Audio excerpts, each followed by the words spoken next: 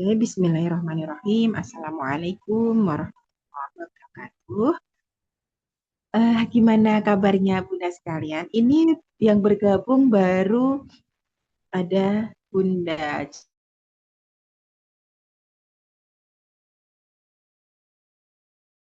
Enggak apa-apa, nanti yang lainnya biar menyusul ya.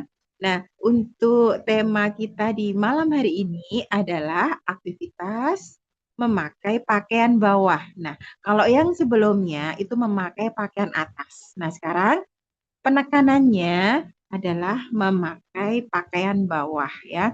Nah, sudah sering saya sampaikan juga ya setiap kali saya eh, Zoom ya. Kenapa saya untuk bulan ini fokus pada ADL atau kemandirian gitu ya. Karena jangan sampai setelah homeschooling ini selesai nggak dapat apa-apa atau anak belum bisa apa-apa. Misalkan masih jauh atau masih kesulitan, minimal orang tuanya paham apa yang harus dilakukan pertama kali ya. Jangan sampai homeschoolingnya sudah selesai, ilmunya juga sudah selesai gitu ya. Jangan sampai itu. Maka penekanannya kembali lagi adalah kemandirian itu yang awal karena prosesnya relatif lama ya untuk mengajarkan pada anak. Dan nanti di bulan terakhir mulai kita arahkan ke life skill ya karena memang anak-anak ini juga perlu ya. Mungkin tidak semuanya punya IQ rata-rata atau di atasnya ya. Nah, kalau anak-anak yang punya IQ di bawah rata-rata atau ada keterbelakangan mental, ada perlu tambahan skill ya, tidak hanya ditekankan pada akademik aja, tetapi juga ada tambahan baru ya, ilmu baru untuk kehidupannya di kemudian hari. Gitu ya, Bun. Jadi penekanannya selain kemandirian dan life skill ya, sebagai bekal untuk anak. Nah, melatih memakai pakaian bawah gitu ya, analisanya seperti apa gitu ya. Kenapa sampai aktivitas seperti ini pun perlu ada penekanan, perlu ada pembahasan khusus gitu ya. Nah, maka perlu Bunda ketahui ya bahwa analisa aktivitas ini penting. Untuk apa? Supaya kita bisa melatihkan kepada anak tahap demi tahap ya. Nah, untuk aktivitas berpakaian bawah atau memakai pakaian bawah, artinya celana kah, rok kah, atau apapun yang apa namanya dipakai untuk bawahan gitu ya. Itu tidak sebenarnya tidak jauh berbeda dengan mengenakan pakaian atas gitu ya, yang kaos gitu ya. Hanya saja kan kalau kaos tangan kalau pakaian atas itu kan tangan kita atau lengan kita yang dominan melakukannya. Nah, sedangkan kalau yang bawah itu keduanya, gitu ya. Artinya tangan pun meskipun dia nggak apa namanya nggak yang sedang dipakein gitu ya, maksudnya nggak kaos ataupun hem atau apapun, tetapi dia ikut andil karena memang tangan ini dipakai dalam setiap aktivitas yang kita lakukan ya. Nah, aktivitas ini juga membutuhkan berbagai macam keterampilan dasar untuk bisa menyelesaikan aktivitas dengan smooth dan benar ya. Nah, apa saja ya? Apa saja keterampilan atau basic yang harus dipunyai anak ketika dia memakai pakaian bawah ya. Yang pertama adalah koordinasi mata, tangan, dan kaki. Jadi tidak hanya mata, tangan, atau mata kaki aja, tetapi mata, tangan, dan kaki. Koordinasi antara ketiganya ini adalah suatu keterampilan. Kalau anak belum bisa mengkoordinasikan antara mata dengan tangannya, mata dengan kakinya, ya tentu dia akan kesulitan ya. Kita mau melatih se apa ya secapek kita. Ayo coba pakai kak, pakai celananya. Kaki kanan dulu, kaki kiri baru ya. Nah, misalkan itu yang selalu kita kita apa namanya kita sampaikan, kita tekankan pada anak, kalau tidak didasari dengan apa namanya ini kursus dikhususkan gitu ya, bagaimana cara anak untuk mengkoordinasikan antara mata dengan tangannya, mata dengan kakinya, ataupun ketiganya, ya tentu dia akan kesulitan. Ya. Selain koordinasi mata, tangan, dan kaki, juga menguatkan fungsi tangan. Ya. Nah, nanti kita bahas ya Bun, fungsi tangan yang seperti apa gitu ya. Tangan kan untuk makan, untuk minum, untuk aktivitas. Nah, nanti kita detailkan ya fungsi tangan ini memang sebelumnya sudah pernah saya bahas juga ya, tapi nanti kita ulangi kembali sekilas ya terkait dengan fungsi tangan ya. Selanjutnya stabilitas pergelangan tangan dan kaki ya. Jadi pergelangan tangan, pergelangan kaki ini sudah kuat belum, sudah stabil belum, sudah mobilitasnya sudah bagus belum, gitu ya. Nah, ini juga perlu komponen dasar yang menunjang ketika anak melakukan aktivitas tersebut. Selanjutnya, crossing midline, ya, menyeberangi garis tengah tubuh. Ya, ini sudah sering ya saya ulang ya, saya berikan apa namanya penjelasannya terkait dengan crossing midline. Terus kekuatan otot intrinsik dan ekstrinsik pada tangan ya. Seperti apa intrinsik dan ekstrinsik ya? Gerakan supinasi dan pronasi.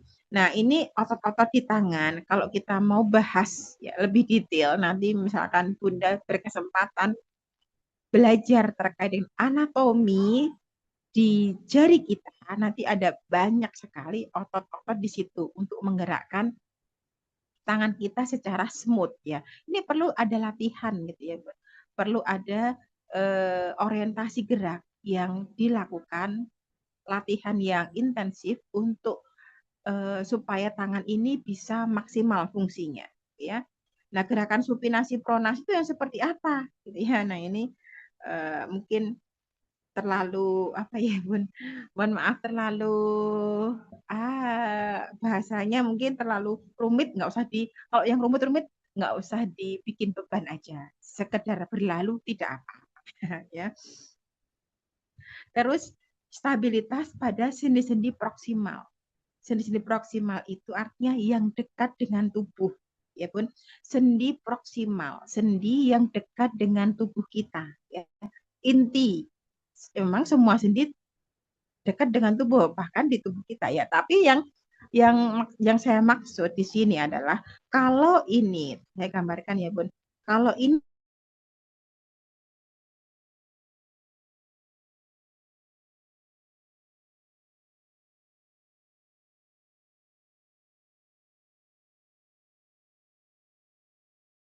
kalau di bagian bawah sendi panggul, sendi lutut, terus sendi pergelangan kaki, baru di jari-jari. Nah, itu yang artinya yang kalau proksimal.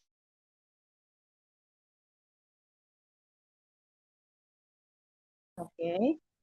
Terus keterampilan kognitif, ya, visual persepsi. Nah, ini juga penting ya sebagai mendukung ya, karena memang seorang anak yang mau melakukan aktivitas itu dia harus berpikir ya, semuanya harus berpikir. Kecuali memang dia sudah itu otomatisasi gitu ya, kayak makan itu kadang nggak usah berpikir, memang otomatis gitu ya, nggak bakal lupa arah mulut kemana gitu ya.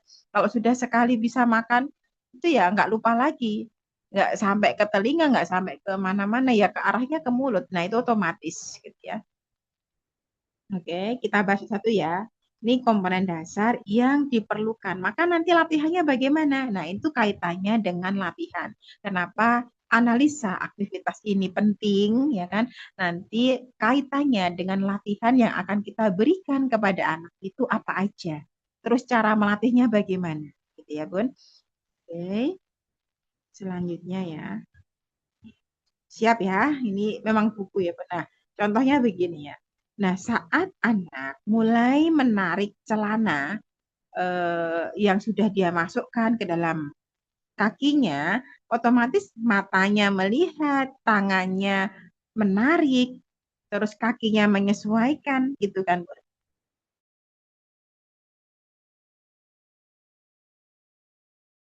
Dan kakinya. Nah, ini dilakukan oleh anak secara eh, apa namanya spontan gitu ya. Kalau anak yang masih ada kesulitan untuk mengkoordinasikan antara mata, tangan, dan kaki, ya tentu dia akan kesulitan. Ya. Tentu anak ini akan kesulitan. Menarik yang seperti apa? Dia nggak paham konsep tarik menarik gitu ya. Anak kan kadang belum paham ya pun menarik yang seperti apa. Terus mengangkat yang bagaimana, nggak paham dia. Nah, kalau ngajarin anak-anak yang nggak paham cara menarik, nggak paham cara mengangkat, gimana? Maka perlu awareness, perlu dibangun dulu tingkat kesadaran dirinya. Ya. Dan ini butuh waktu yang relatif lama. Oke, apabila anak masih mengalami kesulitan saat memakai celana secara mandiri, kita bisa melihat di bagian mana letak kesulitannya, lalu kita analisa. Baru kita latihkan dari poin-poin tersebut yang memang menjadi kesulitan bagi anak. Nah, oke. Nah, contohnya ini aktivitas yang melatih untuk koordinasi antara mata, tangan, dan kaki.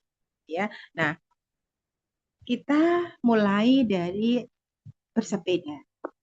Bersepeda itu menjadi meskipun ini juga aktivitas yang fungsional juga ya, Bu. Tetapi yang bisa dilakukan di rumah, gitu ya, selain kalaupun misalkan sudah bisa aktivitas yang lain, nah ini lihat yang levelnya agak tinggi ya, bersepeda. Saat bersepeda, anak mulai harus bisa gitu ya, mengkoordinasikan antara kaki, tangan, dan matanya. Ini hampir-hampir sama ya, karena aktivitas memakai celana tadi itu juga membutuhkan keterampilan untuk koordinasi mata, tangan, dan ya. Pertama bersepeda. Pun gimana kalau belum bisa naik sepeda? Diajarin, dituntun nggak apa-apa. Ya.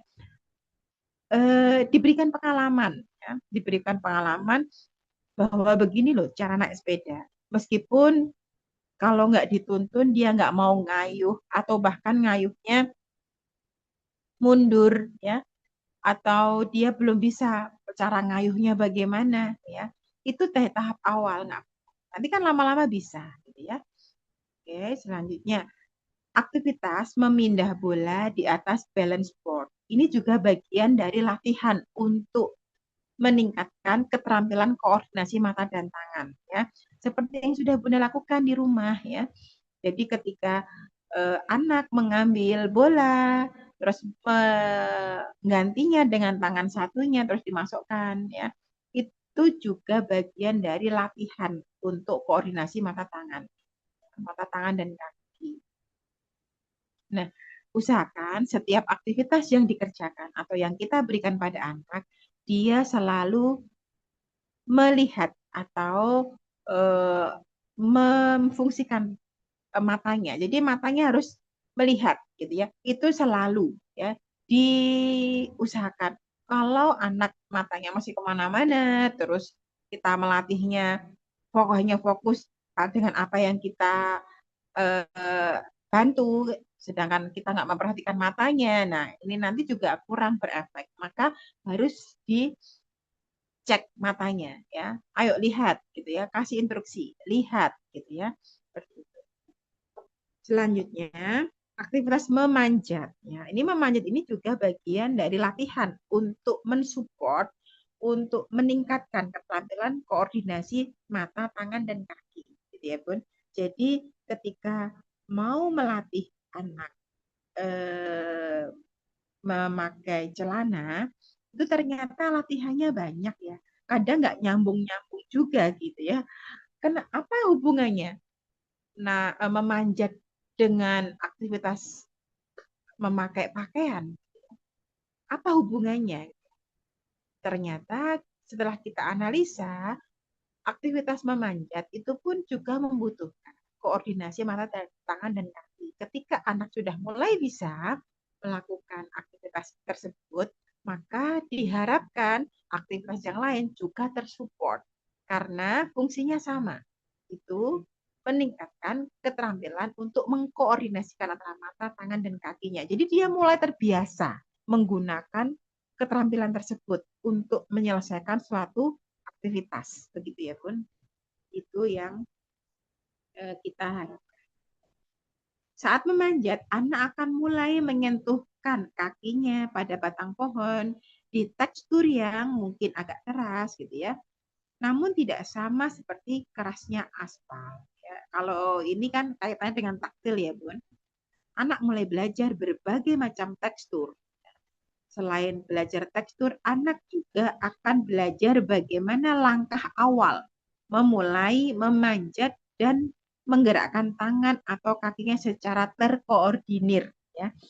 Jadi kan kayak naik tangga gitu ya, naik tangga yang ini Bun, naik tangga yang bukan yang tangga-tangga yang di rumah itu enggak, tetapi tangga yang dipakai buat benerin lampu, terus yang naik ke atas benerin di genteng, nah itu loh. Nah, tangga-tangga seperti itu ya. Itu kan membutuhkan koordinasi antara mata, tangan, dan kaki, ya kan? Nah, itu juga latihan gitu ya, supaya anak terbiasa untuk mengkoordinasikan matanya, kakinya. Nah, ini pun juga sama aktivitas tersebut ya, memindah bola dengan kedua kaki. Ini kan sudah pernah ya Bun saya masukkan ke dalam program ya, sehingga nanti tinggal dicekkan, tinggal dilatihkan aja, ya Bun. Oke, selanjutnya sudah paham ya untuk sampai sini ya. Selama ini apakah kita menyadari bahwa ini ya, ini di topik selanjutnya ya. Tadi yang terkait dengan latihan koordinasi mata, tangan, dan kaki sudah paham ya Bun? Itu di poin pertama ya kan.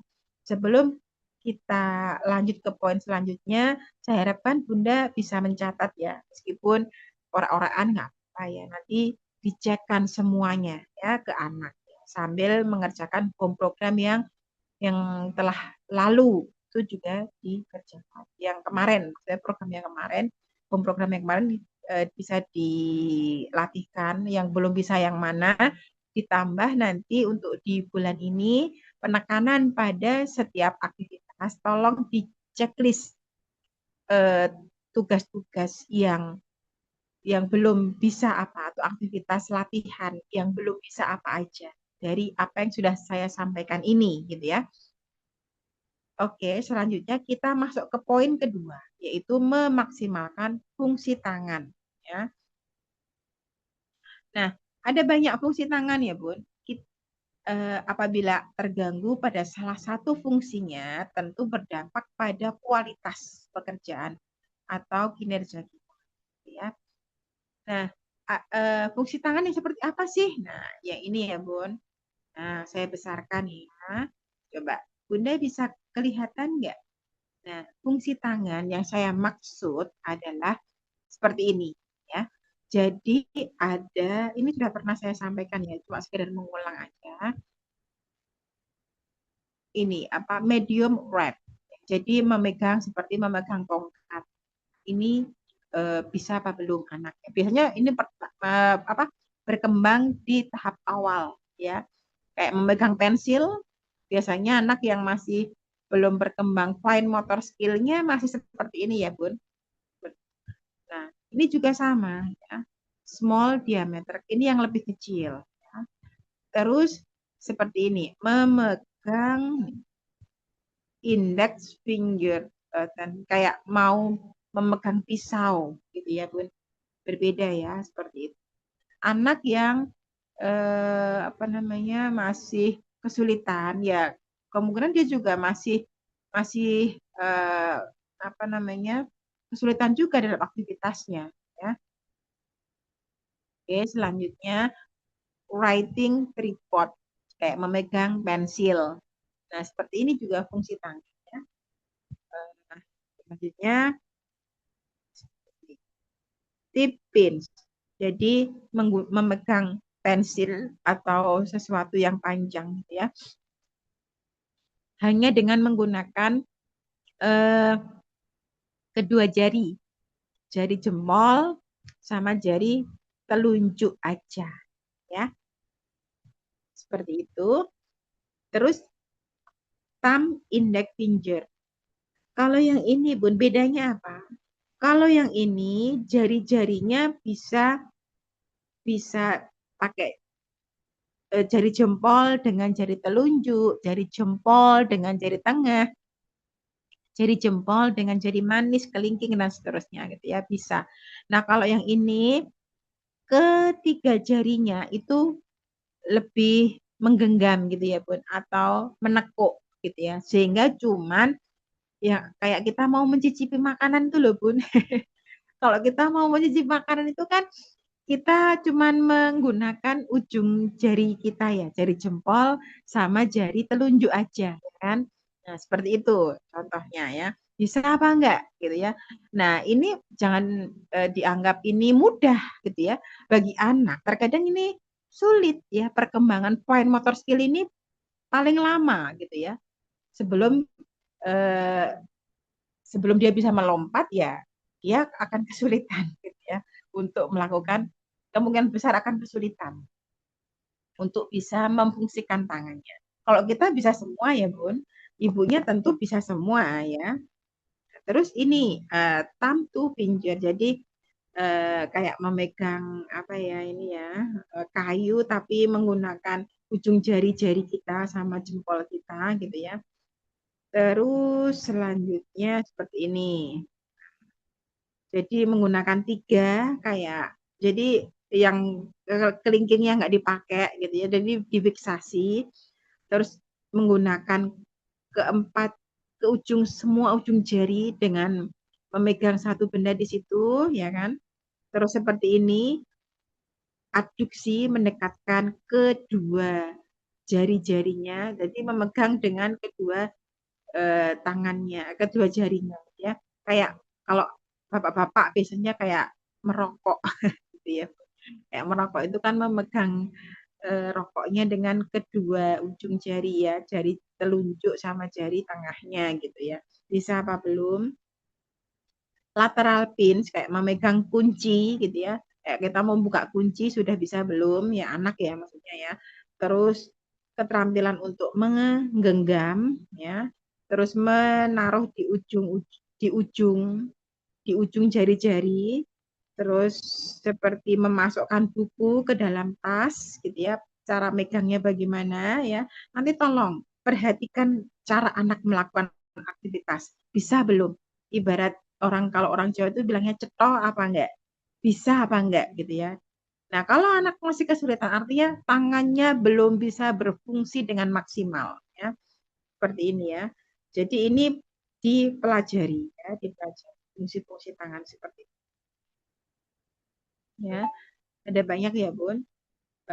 Kalau anak yang seperti ini masih kesulitan, ya tentu nanti dia saat memakai celana atau menarik celananya untuk bisa sampai atas akan sangat kesulitan, ya kan? Artinya kita perlu melatihnya dulu sebelum kita mau melatih berpakaian atau memakai celana ataupun roknya. Kita fungsikan maksimal tangannya, fungsi tangannya dicek ya, apakah bisa belum kayak gini ya. Nah, latihannya bagaimana? Latihannya, ya oke. Latihannya pertama kita bisa memberikan mainan plastisin. Yang ini umum ya Bun, plastisin pun dari dulu plastisin terus gitu ya. Boleh kalau mau pakai yang lain. Slime boleh. Terus mau pakai apapun boleh ya. Yang penting anak itu belajar memanipulasi, memanipulasi bukan memanipulasi apa ya kata-kata ya, tapi memanipulasi mainan dengan ke ujung jarinya, ke dengan tangannya lah ya, dengan tangannya. Entah itu mau slime kah, mau plastisin kah, mau malampet kah, sama aja gitu ya. Atau yang lain. Kalau Bunda bisa menemukan yang baru ya untuk latihan ya, boleh menggunakan itu juga. Bun, anak saya ajak bikin adonan kue pun sehingga dia meremas-remas terus gitu ya. Ya nggak apa-apa, bagus ya. Ataupun anak saya suruh untuk memindah spon ya, bukan memindah spon, memindah air menggunakan spon diperas. Ya bisa juga gitu ya. Atau bisa menggunakan mainan yang kecil-kecil itu ya, yang dicabut kecil-kecil atau seperti pin pegboard itu juga bisa. Hanya saja itu bentuknya kecil, harus ada usaha keras untuk mencabutnya, gitu ya. Boleh juga. Ya. Bun, anak saya minta untuk mencabuti bulu ayam waktu disembelih. Nah, bisa juga gitu ya. Bun, anak saya kebetulan rumputnya banyak di depan rumah gitu ya, tumbuh tinggi-tinggi. Anak saya ajari untuk cabuti rumput, boleh juga gitu ya. Nah, hampir semua aktivitas yang menggunakan tangan itu adalah aktivitas untuk latihan fine motor skill ya. Fungsinya apa? Nanti dampaknya apa? Dampaknya ya anak jadi lebih kuat tangannya. Kalau tangannya lebih kuat, aktivitas yang ada di sekitarnya seperti bukan sekitarnya, yang menyangkut dirinya ya, seperti tadi memakai pakaian atas bawah, dia lebih mudah gitu. Itu efek efek efek positifnya gitu ya.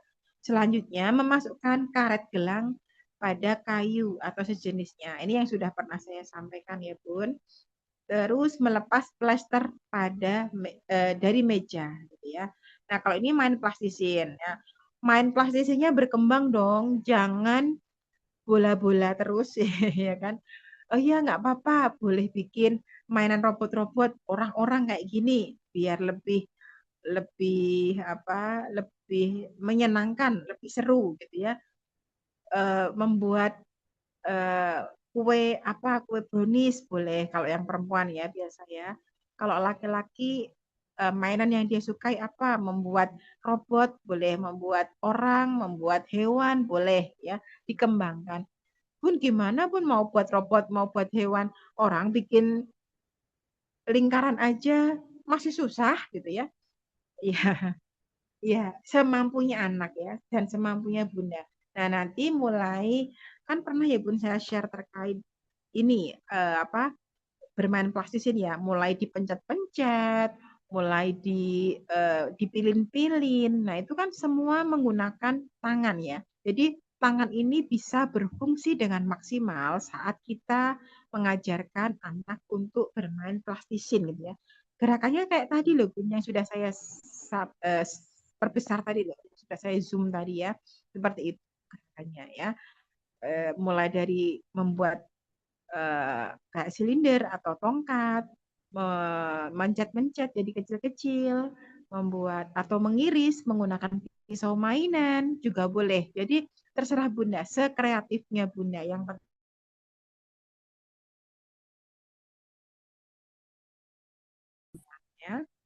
seperti itu.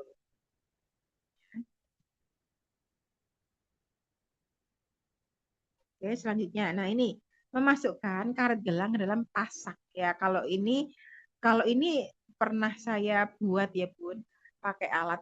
Nah, nanti di rumah Bunda juga bisa menggunakan atau membuat seperti ini juga gitu ya alatnya. Jadi dipasangin apa kayu ya, ada tiangnya kecil terus menggunakan karet gelang untuk memasukkan ke dalam ini kedua kedua tiangnya ini. Nah, karet gelangnya di sini gitu ya. Eh, Bisa yang pendek, bisa yang agak panjang ya.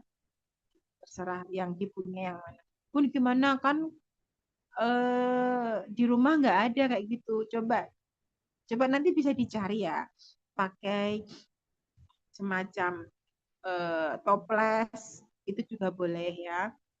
Terus kayak kardus kardus yang bekas susu atau kaleng susu untuk dimasukin karet gelang itu juga boleh gitu ya untuk latihan penguatan otot bagian tangan juga koordinasi antara mata tangan juga ya latihannya. Nanti coba nanti dilihat gerakannya sudah mulai baik atau belum. Nah, selanjutnya melepas solatip yang tertempel di meja. Nah, ini juga bagian dari aktivitas dexterity, Bun. Memanipulasi benda-benda kecil ya. Nah, Bunda bisa melihat ketika kita pasang plester ataupun solatip di permukaan seperti meja, lalu anak diminta untuk melepasnya. Dia sudah bisa belum ya? Untuk membuka atau melepas ini kan butuh butuh atensi, butuh kekuatan otot pada bagian jari-jarinya gitu ya. Terus problem solving, cara memecahkannya, terus daya juangnya. Kalau nggak bisa, udah menyerah langsung ya. Nah ini untuk self efficacy-nya nggak ada ya, atau sangat kurang. Maka perlu dibangun rasa percaya dirinya. Misalkan anak, aku nggak bisa. Bisa, coba, dicoba dulu. Nah, kita permudah dulu, mungkin sambil kita bantu sedikit untuk dibukakan, lalu anak tinggal meneruskan. Nah, itu kan mudah, gitu ya. Jadi kita bangun, wah ternyata bisa. Kalau bisa dikasih apresiasi ya. Wah pintar, hebat sekarang coba yang ini. Ayo, bisa nggak ya? Gitu. Terus dibantu lagi dikit. Ah, ternyata bisa bisa lagi. Wah hebat, coba ini sendiri bisa nggak ya? Nah, jadi membangun rasa percaya diri ini juga penting ya supaya anak itu percaya percaya dirinya terbangun. Gitu ya, Bun. Gitu. Nah, ini gerakan pins, jadi menggunakan ujung jarinya dengan jempolnya juga. Gitu ya. Oke, selanjutnya. Nah, untuk itu yang poin kedua ya, Bun. Ini poin kedua tadi ya, yang untuk latihan fine motor skill-nya ya. Yang pertama koordinasi mata tangan dan kaki, terus yang kedua latihan fine motor skill. Nah, terus yang selanjutnya crossing midline. Ya. Yang saya maksud ya, crossing midline kan kalau secara anatomi, ilmu anatomi, tubuh kita itu dibagi menjadi dua bagian sama sisi sama sama sama antara kanan dan kiri. Nah, ini namanya aksis garis tengah tubuh. Oh, ya. Ini, Bu. Nah, garis tengah tubuh ini sumbu ya, kayak sumbu. Nah, ini menjadi dua satu. Maka kalau dikatakan keterampilan crossing midline itu tangan kanan itu bisa menyeberangi garis tengah tubuh kita dan melakukan aktivitas di sebelah kiri gitu ya. Begitu juga tangan kiri bisa menyeberangi garis tengah tubuh untuk aktivitas di sebelah kanan gitu ya. Pun gitu aja kan mudah banget itu. Iya, bagi kita mudah ya. Tetapi bagi anak-anak dia terkadang masih kesulitan ya. Buktinya apa? Nah, anak belum bisa menulis. Nah, kalau belum bisa menulis, artinya dia masih ada kesulitan untuk keterampilan crossing midline-nya. Karena ini kaitannya juga dengan refleksnya, refleks primitifnya, ya, ABNR. Ya. Maka Bunda sekalian harus tahu ya cara melatihnya bagaimana. Ya, nah nanti saya sampai ya. Nah ini ya Bun, crossing midline ini sudah ternyata sudah pernah ya sebelumnya. Ini saya pakai buku yang saya tulis. Jadi gini, buku apa namanya crossing midline ini sudah dilatihkan di halaman-halaman sebelumnya gitu loh maksudnya ya. Jadi kayak apa Bun crossing midline? Ya seperti tadi Bun, kayak contohnya mudahnya ya. Jadi kita mengambil bola, contohnya yang simpel ya, mengambil bola dari kanan, kita masukkan ke sebelah kiri gitu ya, tanpa harus diganti dengan tangan kita nggak apa-apa, dengan tangan anak juga nggak apa-apa gitu ya. Jadi kita mengerjakan anak diminta untuk mengerjakan aktivitas menggunakan tangan kirinya di sebelah sisi kiri, di sebelah sisi kanannya gitu ya. Jadi berusaha untuk menyeberangi garis tengah tubuhnya ya. Itu namanya crossing beat atau aktivitas yang menyilangkan menyilangkan tangan dan kakinya gitu ya Bun. Ini kakinya. Ini kaki yang kanan digabung dengan kaki kiri digerakkan ya. Kaki yang kiri digerakkan dengan kaki yang kanan. Jadi menyilang gerakannya ya. Ya nanti bisa Bunda lihat lagi ya tugas-tugas yang sebelumnya ya. Ada kok ya sudah saya share di Telegram. Nanti silahkan dilakukan seperti itu. Paham ya crossing midline-nya? Kalau belum paham bisa bertanya loh ya. Nah, terus yang ketiga, meningkatkan stabilitas sendi-sendi proksimal. Yang seperti apa? Nah, contohnya ya. Nah, ini stabilitas sendi-sendi proksimal ini diperlukan saat aktivitas menarik celana, ya kan? Dari bawah menuju ke atas. Artinya, sendi-sendi yang dekat dengan tubuh seperti sendi bahu, sendi panggul, jika tidak stabil akan menyebabkan anak kesulitan untuk melakukan aktivitas menarik celana, memakai celana tersebut ya. Dengan kita meningkatkan stabilitas sendi-sendi proksimal akan membuat mereka lebih aware ya, lebih sadar, lebih paham. Ini harus saya apain ya. Jadi hubungannya antara oh ini lubang lubang celana itu dimasukkan atau kaki kananku dimasukkan ke dalam lubang celana ini gitu ya. Jadi tahu hubungannya ya. Namanya body space integration. Jadi anak ini paham hubungannya dengan yang mana, ini dihubungkan dengan yang mana, itu paham gitu ya.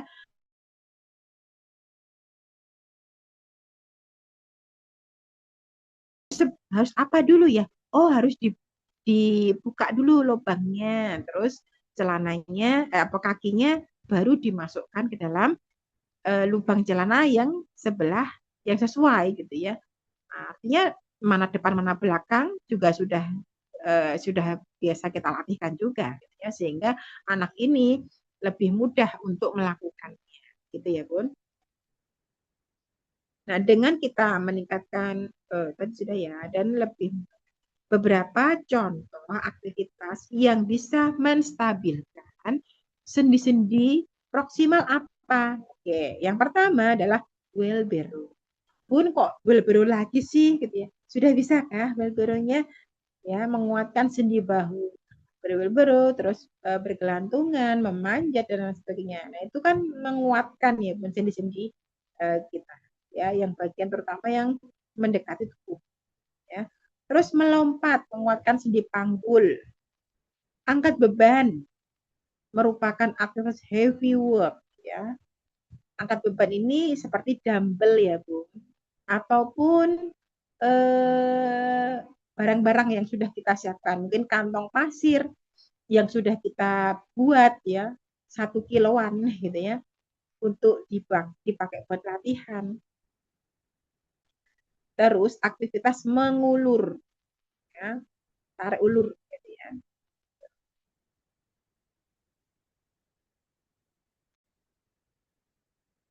Oke, selanjutnya, nah kemampuan meningkatkan kemampuan visual persepsi. Nah, ini juga latihan ya. Gimana caranya? Ya, dari semua apa yang kita latihkan tadi ditambah latihan ini, Bun. Nah, udah punya semua ya. Tinggal ngeprint, tinggal dilatihkan. Setiap hari kalau bisa dikerjakan meskipun 1 halaman. Ya, nggak apa-apa. Kalau belum bisa, dicari lagi. Kalau masih kesulitan, boleh cari. Bunda bisa cari ya aktivitas yang serupa ini di media sosial lain seperti Pinterest ya. Nanti Bunda bisa membukanya gitu ya. Kalau belum paham nanti saya ajari ya. Gimana untuk cari referensi? Banyak banget ya sebetulnya ya Bun. untuk worksheet sendiri, bikin worksheet sendiri untuk latihan anak ini banyak banget. Ini ya saya ajari tambahan bonus ya, mungkin sambil belajar. Oh ya, kemarin saya janji ya mau buatkan tutorial. Tutorial apa Bun? Tutorial ini bikin channel YouTube, ya kan? Oke. Terus ada yang mau belajar gitu ya? Atau ini yang pakai AI ya, yang terkait untuk apa namanya? Tapi ini sebelumnya nggak ada hubungannya ya Bun dengan ini dengan apa? eh dengan ini ya Pak, homeschooling gitu ya. Cuma memudahkan misalkan Bunda pengen, Bun aku mau desain dong gitu. Itu di kelas desain nanti ya. Ya, nanti bolehlah ya. Tak buatkan tutorialnya aja lah nanti kalau eh, yang mau berminat boleh gitu ya. Nah, ini sekaligus saya kasih cara cari referensi untuk belajar visual persepsi gitu ya. Nah, kita mulai buka Pinterest ya. Ini saya share untuk layarnya. Sebentar ya, Bu. Ini layarnya saya stop terlebih dulu. Ini,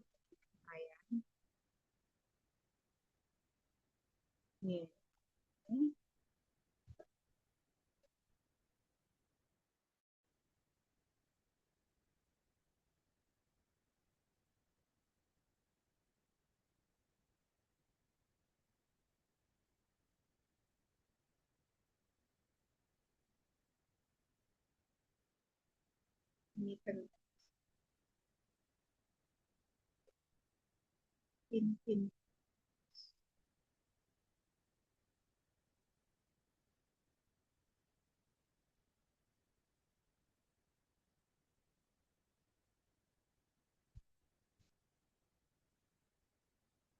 Sudah sudah kelihatan belum ya, Bu? Kalau masih kesulitan ya nanti coba nanti.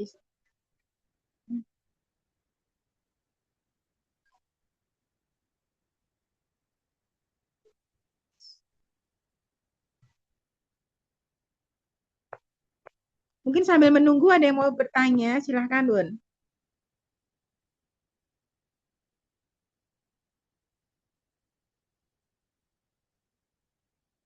Ada yang mau bertanya, boleh langsung ya.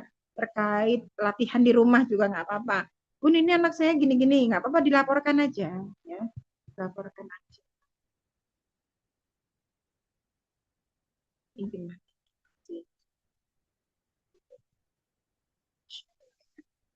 ada kesulitan nggak, Bu? Miss mau tanya, kalau Iya, iya.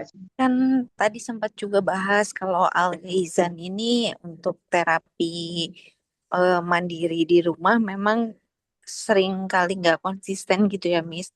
Kadang-kadang Iya. ketika dia lagi mood bisa berjalan, kadang-kadang juga nggak berjalan gitu. Nah, apakah itu mempengaruhi juga ya, Miss ya, kepada kemampuan dia apa namanya dampak-dampaknya gitu, Miss? Tidak optimal eh, apa terapi yang dilakukan, gimana ya, Miss?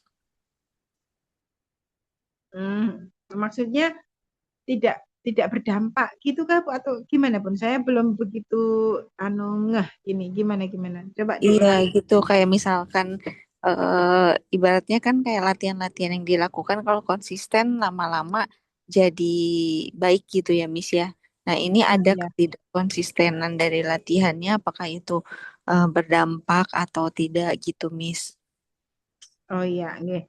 Nah, jadi gini Bun, latihan-latihan yang membuat dia berdampak gitu ya. Sebetulnya kalau menurut yang eh, menurut saya terhadap Al ya, tapi ini juga tidak bisa kemungkinan eh, bisa jadi tidak cocok dengan yang lain gitu ya karena berbeda gitu ya.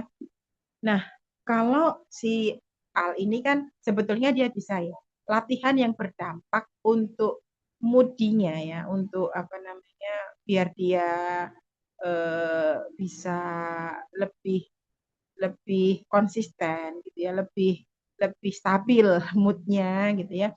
Nah, itu aktivitas yang memang pertama menyenangkan bagi dia itu ya. Terus yang memberi yang sama dengan model atau tipe belajarnya, ya pun. Kalau anak ini diberi aktivitas yang sifatnya mungkin apa namanya agak agak istilahnya banyak diamnya kayak meronce gitu ya, atau bermain yang tidak banyak bergerak, kemungkinan dia juga cepat bosan. Nah, kalau dia cepat bosan, kita berikan rewardnya sehingga dia bisa bertahan lebih lama. Sambil terus ada edukasi dan kedisiplinan untuk menjalankan rutinitas harian tersebut. Ya. Sehingga kalau saat ini memang hal ini masih belum begitu stabil ya, itu kita aja yang menyikapinya. Ya. Kita bisa mengalihkan dengan cara yang berbeda. Ya. Kayak anak yang di terapi, ini ada pasien ya Bun, dia juga sangat sulit ya Bun, sangat sulit ya untuk kita mau mengajarkan kepada dia, kalau dipaksa semakin tidak mau. Sehingga saya masuknya itu melalui apa yang dia suka. Terus baru dari situ kita kembangkan. Contohnya, saya mau ngajak dia latihan melompat. Dia nggak suka melompat. Padahal dia juga belum bisa nulis. Gimana saya mau ngajarkan nulis kalau dia aja melompat aja nggak mau, atau aktivitas yang mungkin eh, yang lebih menyenangkan lagi, atau lempar tangkap bola yang aktivitas fisik lainnya, dia juga nggak mau gitu ya. Maka untuk cari klik ya, chemistry, ikatan yang klik dengan anak pro gitu ya, itu butuh butuh apa ya, butuh kita memikirkan ini cara dia dapat hatinya gimana ya, supaya dia itu nurut dengan kita. Artinya kita masuk ke dalam anak, itu melalui yang dia suka dulu, baru kita kembangkan dari situ. Mungkin contohnya mau belajar apa Bun, contohnya ngajarin apa Bun untuk Albun. Kayak dia kan sekarang tulisannya itu masih masih belum rapi tuh, Miss. Ada yang huruf besar di tengah, kadang-kadang ukurannya lebih besar sendiri gitu, Miss. Nah, itu eh, kan harus konsisten ya sebetulnya supaya dia bisa cepat terbiasa dan jadi lebih rapih gitu, Miss. Cuman kan mood dia untuk bisa menulis dan kayak menulis mewarnai ini kayaknya butuh buat dia effort yang besar karena kan tantangan dia harus bisa fokus, tekun, diem, duduk gitu. Hal seperti itu tuh, Miss. Iya, nggih. Nah, kalau menurut saya gini Bun, eh, Al ini kan usianya 6 tahun, 7 tahun mau naik ke kelas 2 ya Bun. Nah, Iya, betul. dari segi umur ini sebetulnya dia tergolong muda, gitu, terlalu muda, masih masih masih lebih, misalkan standar anak masuk SD itu standarnya itu memang usia 7 tahun, karena ini pun pematangan ya, matangnya secara emosional ya, anak usia anak perempuan sama anak laki-laki itu makan berbeda ya Bun. Sama-sama 7 tahun itu lebih matang anak perempuan ya. Nah, maka ketika anak perempuan mungkin di usia 6,5 tahun itu hampir sama dengan anak usia 7 tahun ya. Jadi karena eh, pematangannya ini lebih cepat anak perempuan. Nah, apalagi Al ini masuk SD masih usia 6 tahun. Artinya dia masih masih mudanya masih banget banget gitu loh Bun. Ditambah lagi eh, dia ada ADHD. Nah, biasanya memang kalau secara standarnya itu nanti sebaiknya memang karena sudah terlanjur SD gitu ya. Apakah perlu dikasih apa ya, kayak semacam apa perlu diulang? Nggak perlu juga sih. Cuman kita butuh memaklumi dia, gitu ya. Karena memang dari segi usia dia itu masih terlalu muda untuk bisa menyesuaikan dengan pelajaran ataupun yang lain-lain. Sehingga kalau bagi saya saat ini kita menyesuaikan anak. Maksudnya bukan berarti terus kita apa-apa nurutin anak itu juga enggak gitu ya. Dia model belajar seperti apa, kita turutin. Yang penting dia masuk, yang penting dia bisa gitu ya untuk melakukan tugas-tugasnya. Adapun caranya kita menyesuaikan caranya anak. Kita mau masuk dari mana? Menggunakan passionnya dia, menggunakan eh, apa namanya, kita ekspektasi kita itu tidak terlalu tinggi juga karena memang kita menyadari dia dari segi usia anak-anak normal lainnya dia masih muda, masih terlalu muda, ditambah dia ada ADHD sehingga kita sangat memaklumi dia. Kalau bagi saya misalkan sebagai gurunya sangat-sangat memaklumi itu. Misalkan dia masih nulisnya besar kecil nggak apa-apa. Yang penting dia mau dulu tuh alhamdulillah gitu Bun. Kalau nanti dia akan berkembang sendiri dengan baik asal kita memang untuk melatihnya butuh konsisten iya, tetapi kalau saya melihat usianya ini masih tidak terlalu banyak penekanan lah ya, mengingat dia masih usianya segitu ditambah dia ada ADHD juga seperti itu pun Pak Maros. Iya pun mungkin ada tanggapan mungkin. Iya, baik Miss. Jadi masih tergolong wajar ya Miss ya, nggak apa-apa ya. Ya, ya nggak apa-apa. Kalau menurut saya nggak apa-apa gitu, nggak apa-apa gitu ya. Iya, insya Allah nggak apa-apa pun. Ini mohon maaf ini saya cara nampilkannya pun juga masih Pinterestnya. Nanti coba Bun, saya buatkan tutorialnya aja ya nanti saya share di YouTube ya untuk ini eh, referensi cari worksheet untuk anak di Pinterest ya.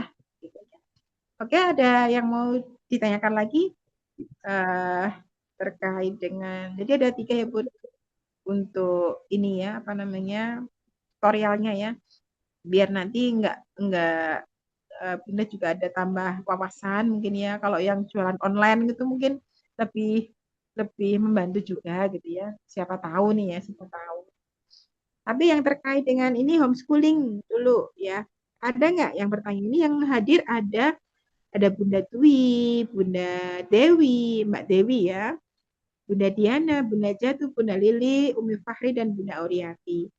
Ada yang mau disampaikan terkait dengan materi malam ini? Silahkan, Bun. Laporan-laporan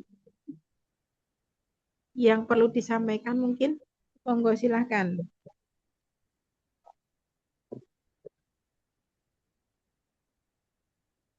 Ada nggak, Bun?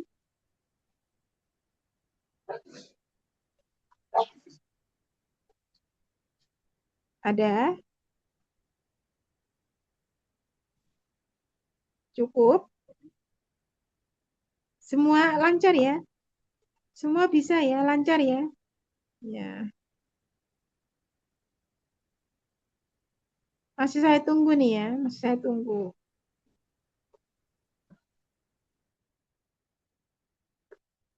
Ya. Ada nggak, Bun? Cukup ya? Oke, kalau sudah tidak ada, saya tutup ya Bun untuk pertemuan kita di malam hari ini ya. Mudah-mudahan apa yang saya sampaikan ini membuat orang tua, membuat Bunda sekalian eh, menambah semangat ya, karena memang sudah pernah ya, menambah semangat, terus kembali lagi mengecek ya untuk latihan-latihannya. Oh iya, di sini saya mau tanya, ada yang belum bisa pakai celana sendiri? Coba saya absen ya. Dari Bunda Oriati, Hafiza sudah mulai bisa, Bun, memakai celana sendiri. Halo, oh nggak nyambung ya. Coba ke Bunda Fahri. Gimana, Bun? Fahri, Bun?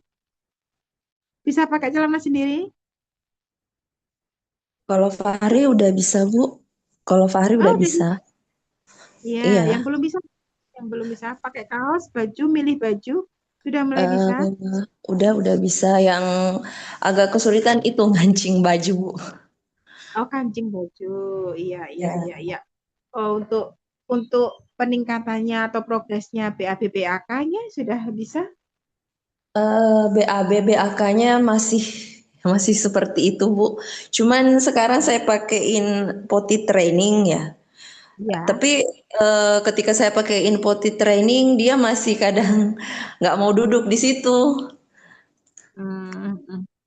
Kadang dia masih suka di kursi aja BAB-nya atau BAK-nya sementara duduk di kursi padahal ada potty training saya siapkan kan. Kadang juga di potty training jadi masih apa ya masih belajar lah dia pakai potty training karena kalau untuk masuk WC kadang saya nggak lihat ya kan kadang saya mengerjakan sesuatu mungkin dia sudah kencing tapi kalau di potty training sudah beberapa kali sih Miss. Nggih, nggih. Ya Oke, masih belum terlalu paham sih cuman dia masih proses belajar ya. iya, nggih. Ya, nanti sambil terus diberikan edukasi ya, Bun, supaya dia mulai terbiasa, mulai paham gitu ya. Nggih. Nggih, mudah-mudahan ya, Bun, Iya, diberikan kepahaman ya. iya, Oke. pemahamannya. Iya. Apa pernah tes IQ, Bun? Belum pernah. Tapi ini sebulan kemarin ini pernah ada gejala epilepsi ya dari dokter karena kan Fahri kadang saya kiranya tadi awalnya apa steaming, ternyata bukan. Iya. Ya, karena saya pikir ketika dia bergerak secara refleks, saya pikir itu steaming. Ternyata dia kami sudah bawa ke dokter, dicek katanya ada gejala epilepsi. Jadi mungkin itu juga yang apa dia udah apa sih itu istilahnya di otaknya di apa sih itu diperiksa EEG. gitu. Gelombang otaknya itu nggak rata. Jadi kata dokter ya dia juga punya gejala epilepsi katanya. Kalau punya gejala epilepsi itu artinya ada tanda-tanda seperti kejang, begitu kah, Bun? Enggak juga sih, cuman dia kadang refleks bergerak gitu, Bu. Refleks bergerak. Mohon maaf, Heeh. apa dikasih obat? Dikasih obat nggak? Dikasih vitamin Setiap hari ya? tiap hari. Oh, iya, iya, iya. Nggih. Eh, ya sebetulnya ini saya sharing aja ya, Bun. Saya sharing Iya, aja. iya, Gini, saya nggak yang mau apa ya istilahnya saya juga tidak berwenang untuk memberikan penilaian ataupun apapun. Saya eh, paham posisi saya sebagai terapis, sebagai praktisi yang mungkin beda dengan dokter gitu ya. Tapi pengalaman saya yang menangani beberapa kali anak dengan kondisi epilepsi yang dia setiap hari minum obat gitu ya, Bun. Saya menemui tiga anak yang pernah bersinggungan ya dengan anak dengan kondisi epilepsi. Yang pertama itu efeknya obat itu kan dia minum obat tiap hari ya. Efeknya iya, itu hiperaktif. Itu yang pertama. Anaknya hiperaktif. Nah, awalnya dia nggak hiper, tapi setelah dikasih minum obat itu memang dokter bilang ini efeknya hiperaktif gitu ya. Jadi ada efek sampingnya efek hiperaktif. Terus yang kedua itu pasien dari online juga gitu ya. Anaknya ini eh, awalnya sih saya nggak begitu apa ya istilahnya untuk riwayatnya ini kayak sebetulnya kejangnya ini nggak yang terlalu kejang-kejang sering gitu ya. Tetapi ketika diperiksa dokter terus dikasih obat epilepsi dan diminum setiap hari, terus eh, apa namanya kesehariannya ya itu kayak kayak nggak paham apa-apa gitu loh. Disuruh apa-apa itu nggak paham. Pokoknya gerakannya lambat, nggak paham, semaunya sendiri gitu gitu ya. Dan katanya sudah berobat kemana-mana juga gitu ya. Gerakannya juga hampir sama. Terus yang ketiga, ini saya ada pasien juga eh, dikasih obat epilepsi juga, dan perkembangan terapinya itu lambat banget gitu ya Bun. Jadi progresnya itu sangat kecil gitu ya. Waktu di tempat saya sini, jadi anaknya itu tipenya yang kalau yang pertama itu anaknya laki-laki, yang nomor 2 sama 3 yang saya tangani ini anaknya perempuan gitu ya, tipenya sama ya, gerakannya sama, lambatnya sama, dia apatis, tahulah apatis ya, apatis itu Iya. cuek, tapi dia nggak gas gitu loh Bun, nggak apa ya istilahnya, nggak gas, cuek, cuek dan nggak aware-nya sama sekali nggak ada gitu. Ini kok sama ya model-modelnya ya, kalau dikasih obat itu gitu ya, terus efeknya kok jadi pola-pola gerakannya kok sama gitu ya. Dan saya sebetulnya juga eh, tidak menganjurkan jangan diminum obatnya, jangan ini juga enggak, karena saya juga enggak punya wewenang untuk itu gitu ya. Tapi kok efeknya kalau dikasih terapi itu kok lambat gitu loh, Bun. Progresnya itu kecil gitu loh. Beda sama yang lain-lain. Ya, meskipun ya terkadang kejang ini bisa membuat anak ini regres atau kembali lagi ke kemampuan semula gitu ya. Meskipun kalau kejang gitu ya. Maka kalau saya lebih memilih ke alami gitu ya, stimulasi alami, dan untuk obat ini terkadang pun saya juga agak takut ya untuk memberikan kepada anak-anak gitu ya. Tapi memang gimana ya, saya juga nggak berani untuk mencegah maupun menganjurkan itu juga, karena pengalamannya seperti itu Bun di lapangan gitu. Anak-anak yang minum obat epilepsi tiap hari kan memang dianjurkannya tiap hari gitu ya, nanti dikurangi dosisnya, Iya. dan itu membuat dia itu kok kayaknya kok lambat berkembang gitu, lambat. Cuman Hmm. itu cuman apa ya Bun, persangkaan saya aja gitu ya, saya menilainya Iya. begitu gitu. Tapi Iya. saya harus kembalikan kepada ya keluarga.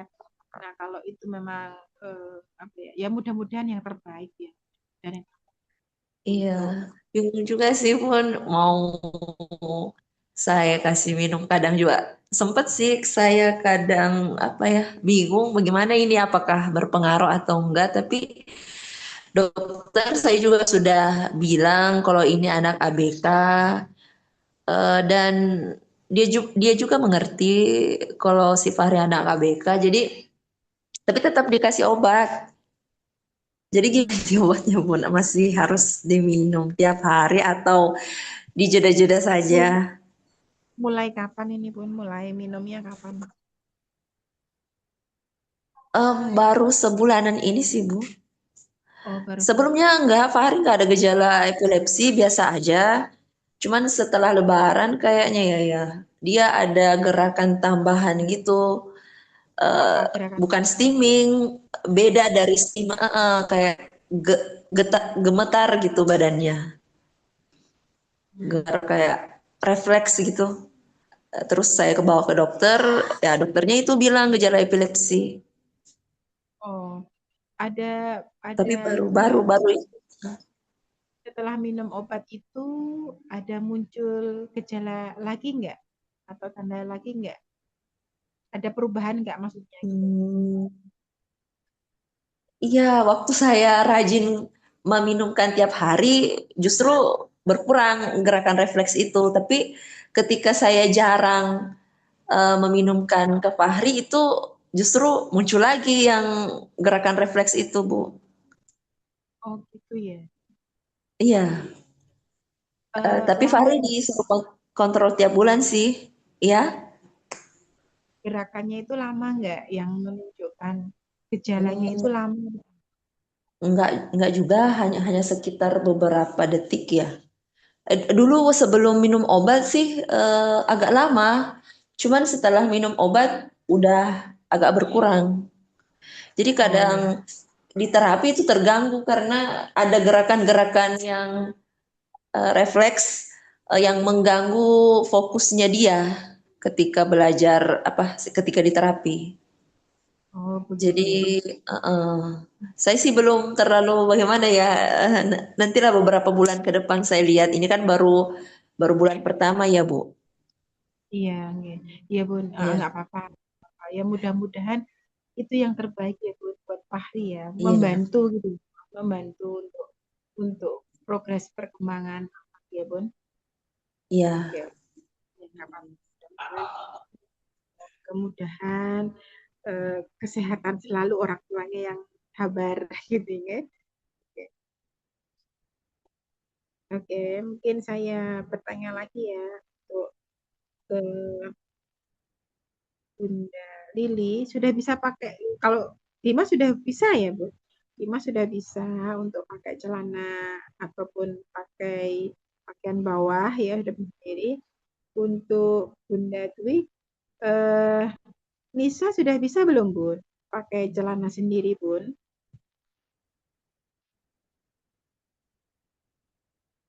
Oh, nggak ada nih, Bunda Nisa. Bunda Dwi nggak ada. Untuk Al sudah bisa ya, Bun? Sudah jatuhnya Al sudah bisa. Oh iya, untuk Meme, Meme sudah bisa belum, Bun? Pakai celana sendiri, Bun. Halo. Oh iya. Ya Bun, Iya, meme gimana? meme kalau pakai baju dan celana tapi sebatas baju kaos bisa. Eh, Hmm. depan belakang dia nggak bisa. Dia apa visual persepsi tentang depan belakangnya dia belum paham. Tapi kalau saya saya siapin gitu ininya posisinya. Jadi dia ambil pakai apa bajunya diambil pakai celananya udah bisa. Kalau membedakan gambar gimana? Gambar ini yang ada yang Hmm. bagian gambarnya ada di depan, yang nggak ada Mm-mm. gambar. Jadi model bajunya itu sama semua, ada gambarnya di depan semua gitu. Sehingga dia kalau oh ada gambarnya itu berarti di depan. Rata-rata memang baju meme ada tulisan, kalau nggak gambar ya tulisan lah, Bun, ada Sudah tanda, sampai segitu belum? Ada ada. tanda, Ya, kalau bajunya tandanya. sih memang dari dari pabriknya kan memang dari tandanya kan. Udah misalnya kalau nggak gambar ya tulisan. Tapi Ah ya. belum belum ngeh kalau oh kalau belakang depan oh atau ada tulisan tuh ada depannya gitu dia belum ngeh. Jadi kalau kita kasih gitu aja dia ya yang penting masuk kepalanya masuk tangannya udah kayak gitu kalau Oh, baju. iya. Kalau celananya sudah bisa sendiri, Bun? Kalau masuk kan bisa Bun, tapi kalau depan belakang juga dia kebetulan Masih sih kalau sudah. celana yang di rumah kan memang kalau mau kebalik juga nggak masalah kan. Depan belakangnya Hmm, sama gitu. Tapi kalau misalnya celana yang ada sakunya, nah, itu juga dia masih belum paham kalau saku misalnya di depan atau di belakang. hmm, oke. Mm-mm. Tapi Mm-mm. sudah mulai bisa Masuk, pakai iya. Sepatu juga, cuman kanan kiri belum paham. Tapi ambil sepatu, masukin kakinya udah ngerti. Mm.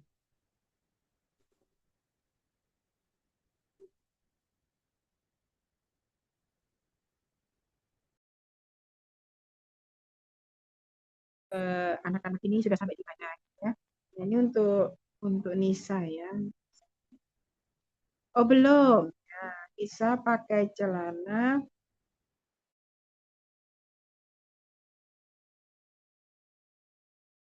bisa suruh angkat kaki juga susah pun. Kejungkal terus kalau nggak pakai. Oh, gitu ya. Oke. Ya nanti coba untuk latihan-latihan yang tadi sudah saya sebutkan bisa mulai diulang kembali ya Bu. Lagi ulang kembali terus yang kemarin-kemarin juga ya. Mudah-mudahan dari rutinitas yang kita berikan kepada anak ini ya bisa lebih membantu. Ini bedanya gini ya Bu. Bedanya kalau terapis itu kan apa ya istilahnya itu lebih ngeh gitu ya, lebih memahami begitu bagaimana kinerjanya kita masuk ke anak itu mungkin lebih ngeh ya karena ada sekolah gitu. Ya. Nah, misalkan Bunda sekalian melatih di rumah itu dikit-dikit nggak apa-apa. Gitu. Artinya nggak harus perfect seperti terapis gitu. Yang penting Bunda itu mau belajar aja. Nanti itu pelan-pelan terbangun kok ya. Terbangun ilmunya itu mulai terbangun. Mulai dari yang kecil-kecil dulu ya. Misalkan mau masuk ke anak, cara melatihnya mau masuk ke anak itu harus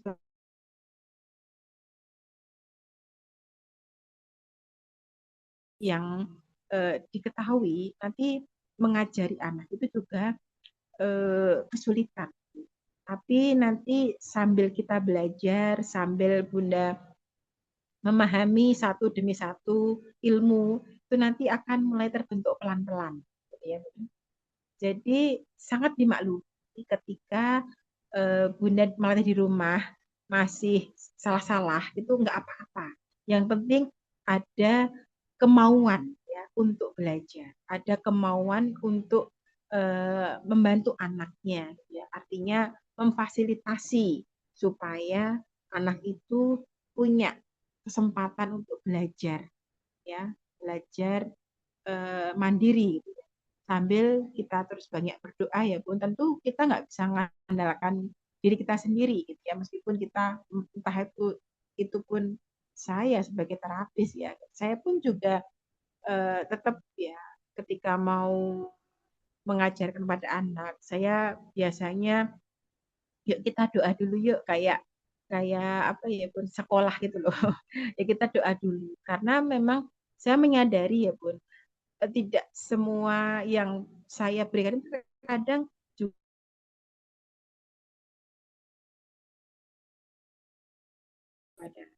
saya mau berefek yang signifikan gitu ya. Cuman saya minta sama Allah untuk diberikan kemudahan ya. Mungkin dengan lantaran dengan media ini itu Allah berkenan untuk mengubah si anak ini ya, entah itu hatinya, pola pikirnya ataupun yang lain. Yang penting kan kita usaha gitu ya. Kita usaha untuk memaksimalkan peran kita sebagai orang tua. Kalau saya sebagai terapis gitu ya, ke anak-anak. Mudah-mudahan dari usaha kita, dari doa-doa kita itu akan membantu anak menjalani hari-harinya. Jadi pakai usaha langit ya, kayak yang pernah disampaikan sama Bunda Lili ya. Ya, Bon.